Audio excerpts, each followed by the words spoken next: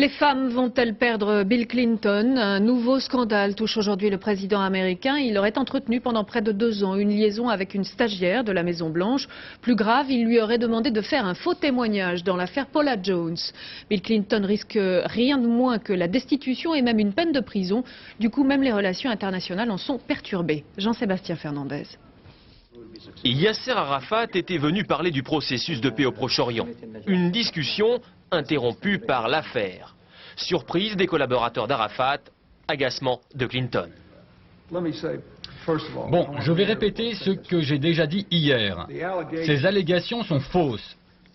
Et je n'ai demandé à personne de faire un faux témoignage.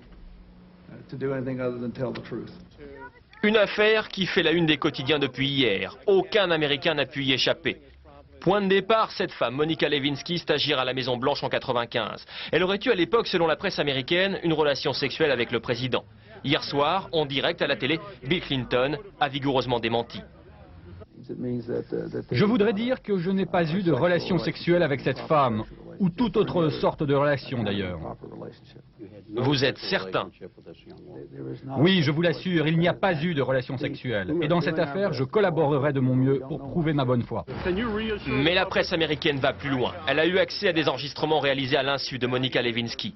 17 cassettes remises à cet homme, le procureur Kenneth Starr, chargé de l'enquête Paula Jones, la femme qui accuse Bill Clinton d'harcèlement sexuel. Sur ces bandes, Monica Lewinsky révélerait sa liaison. Et plus grave, avouerait que le président lui aurait demandé un faux témoignage dans l'affaire Paula Jones.